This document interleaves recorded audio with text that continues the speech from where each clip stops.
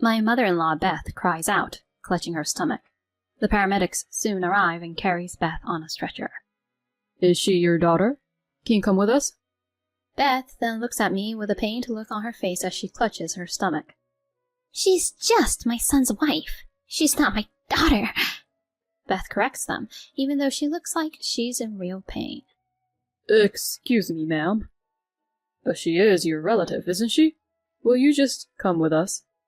The paramedic asks me that question. I give Beth a cold glare and said this. I will not accompany her to the hospital. My name is Carla. I am a 27-year-old housewife. My husband Leon and I have been married for 3 years. My husband and I met at a mixer hosted by our mutual friend. He is a very cheerful person who speaks to everyone without any hesitation, and I thought he was a kind and nice person. Compared to him, I'm rather boring and shy, so I admire people like him. I was sure that he wouldn't even consider me as someone he'd want to get close to seriously, but to my surprise, he began to approach me. Carla, are you interested in camping? Camping? I've only been to it once when I was a student. I see. I like camping a lot, so why don't some of us go camping together next time? I'd love to go camping with you. At first, we went camping with about 4 people, and then I started talking to him about various things, and we grew closer. He started actively asking me out to dinner and on dates, and we started to go out. Then about 2 years into our relationship, he proposed to me, and I was to marry him. I was very happy, and I was at the height of my happiness. We then went to greet his parents to inform them about our marriage. My impression of his in-laws was good. My father-in-law, Walter, was bright and kind, just like him. My mother-in-law, Beth, was more of a quiet type, and although she was smiling the whole time, she did not speak much. So I mistakenly thought that she was a similar type to me, felt close to her. I realized that I was wrong when I visited my in-laws at a family party. As soon as Beth saw me, she looked at me coldly and said, "Hurry up and come to the kitchen and help me." And when I went to the kitchen, she said harshly, "You're such a slowpoke. Can't you just get on with it?" And she would say harsh things to me. At first, I thought she was acting that way because she was busy. However, Beth was very strict to me and made me clean every nook and cranny of the house. She made me clean places that I thought no one would look at during the party. By the time the dinner party was over, I was exhausted. However, Beth gave me instructions on this and that without even thinking how I feel. "Hey, there is an empty glass. Go pour the beer." After giving me these orders, Beth would say something to our relatives to look down on me. "Please excuse Carla being a really uncaring wife. She grew up all spoiled, and it's hard for me to teach her everything." Beth laughs hysterically as she says that. I was surprised that she not only insulted me, but also casually insulted my parents. I glanced at my husband, who was drinking a lot of alcohol and making a lot of noise. He didn't seem to care about me at all, which made me feel lonely. That's how Beth was at our first party at my parents-in-law's house. She was not at all like me. She was not at all as quiet as she had been when we greeted each other in marriage. Perhaps she was trying to determine what kind of woman I was at that time. "Carla, I am sorry for giving you a hard time." It was Walter who said this to me as I was going back and forth between the kitchen and the living room. "My wife has a big attitude like that, and she's a bit of a brat. Leon is our only son, and we had him pretty late, and we spoiled him a bit. I may have caused a little trouble for you, even though you're his wife." Walter says so and apologized to me. "It's not a trouble for me." I said so because I felt bad for Walter. But at that time, I didn't really feel that it was a trouble for me at all. I often hear stories about mother-in-laws who are strict with their daughter-in-laws, and I also hear that some husbands are not very cooperative. Besides, my husband is kind when we are home alone, and he shares the household chores with me. So I wasn't that unsatisfied. "Thank you for saying so. I look forward to seeing you again." It was nice to see you too. It was also significant that Walter was kind to me in that way. Beth might have a big attitude only at a party like this. I was surprised by this time, but I still thought that I shouldn't assume Beth or my husband to be who they were. After that, I went back to my normal life. My husband is the same as usual. He helps me with housework, and he is kind and cheerful.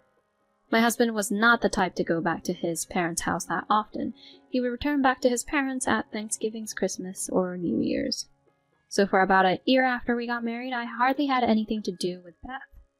However, that situation changed when Walter was seriously injured in an accident and needed nursing care.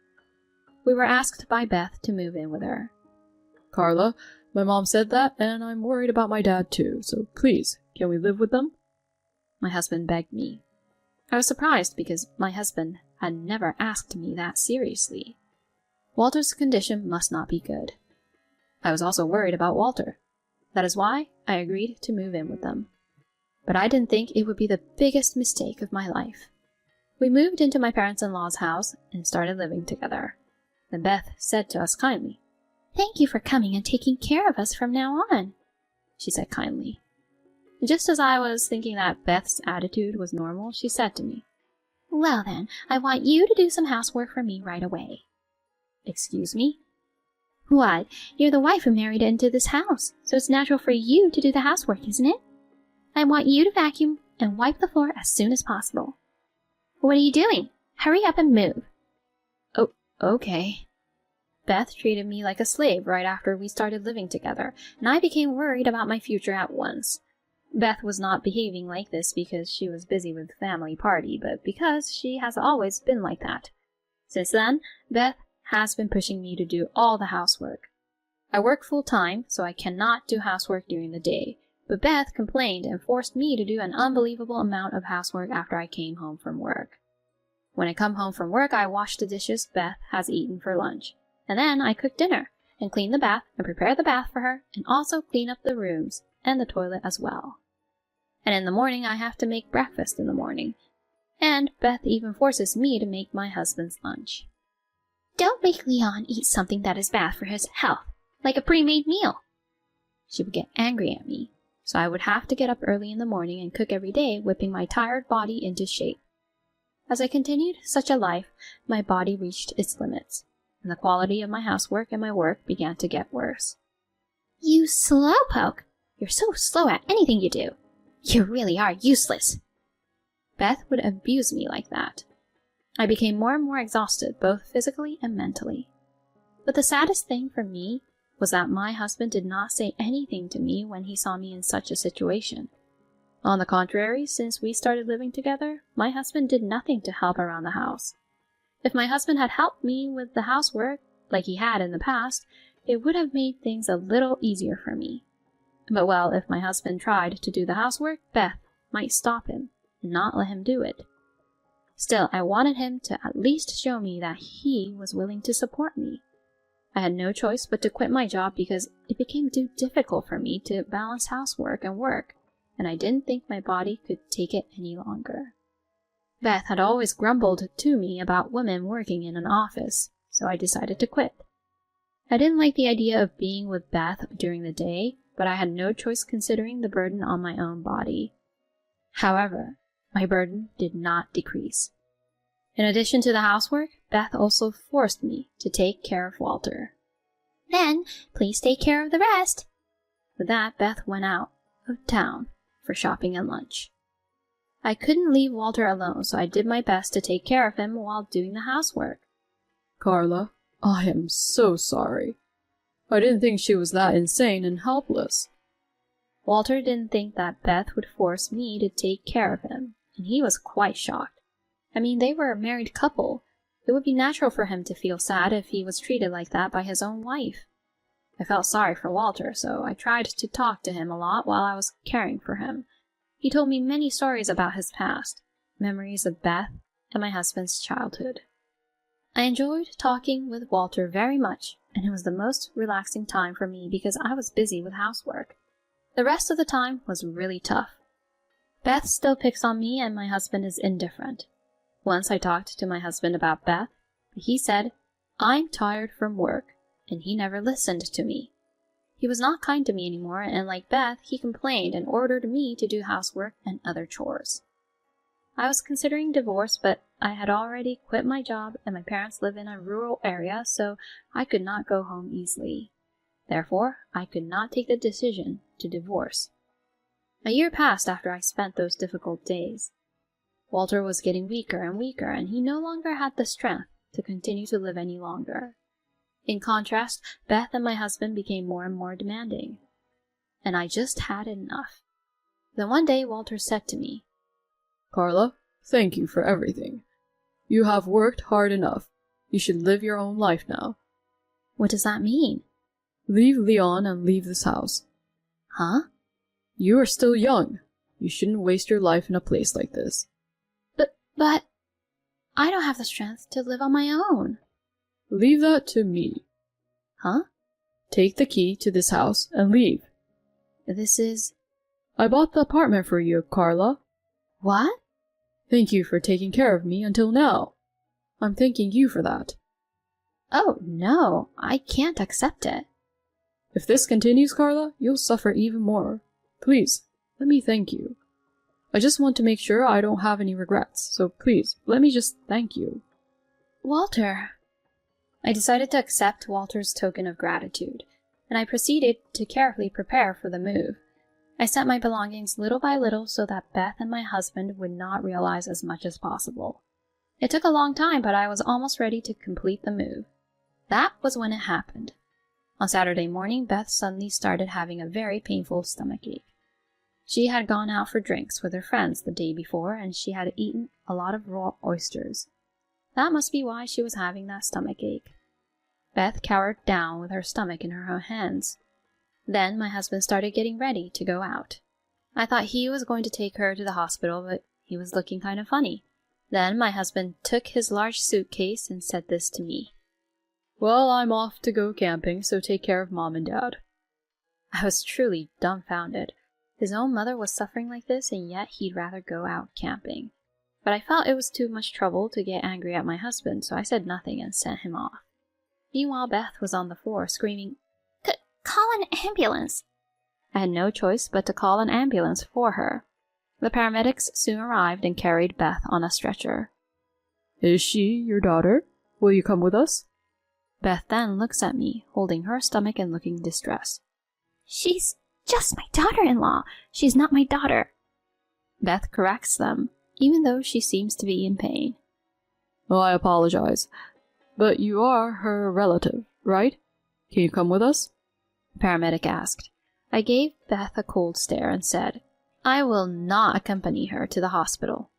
It's been really hard for me because she has been bullying me a lot and even forced me to take care of Walter all on my own. I will be leaving home now and getting a divorce, so I am a stranger to her now. When I said this, Beth said, No way, and was speechless. I didn't care and went to my room and started packing the rest of my stuff. The paramedics awkwardly carried Beth out. After I finished packing my things, I went to Walter's room. Walter, thank you so much for your help. That's my line. Thank you so much. Be happy. Walter waved at me with those final words. I waved back, left Walter's room, and left my parents-in-law's house. Since a few days ago, I had actually called for a care helper when Beth was not around, and the helper will be here today to take care of Walter, so I could move into my new apartment in peace. The apartment Walter bought for me is quite beautiful and spacious, which surprised me. This probably cost $300,000. By the time the move was completed, the process of changing the name to mine had been completed, so the condo was mine now. All that remained was to find a job and make a living on my own. A few hours later, my husband called me, all panicked. Hey, why did you accompany Mom to the hospital? Mom was so angry. Because there's no obligation for me to accompany her when I'm going to be a stranger, right? Huh? I'm divorcing you. I left the divorce papers on the table. Oh no. Why? Why? We're really done for if you don't understand that. You've been indifferent to Beth's constant abuse towards me, and to top it off, you've started to use me just like how Beth did. How can I possibly want to be with someone like that forever? But even if you get divorced, you have nowhere to go. Unfortunately, I have a house that Walter gave me. Huh? He gave me a condo. What? Well, since that's the way it's going to be, you'll have to communicate through my lawyer now. Oh, hey! I said that and hung up the phone. Apparently, my husband and Beth made a huge deal about it after that, but Walter just ignored them. Walter called the lawyer and divorced Beth in the end as well. He then kicked my husband and Beth out of the house, sold the family home, and placed himself in a nursing care home. Beth and my husband lost their house, and since I had also filed a claim for alimony due to abuse and moral harassment, they are now in debt and currently living in poverty. On the other hand, I was able to find a new job, and now I am living comfortably in the house Walter gave me. From now on, I will live a peaceful life while searching for what I want to do. Why would you want to pick on your own daughter-in-law? I really don't understand it. But still, I'm glad Carla went through with taking care of Walter. I'm surprised that she was able to get a condo as a gift. I hope she'll find a wonderful man this time and be happy. Thanks for watching until the end. If you enjoyed the video, please subscribe to our channel. See you in our next video.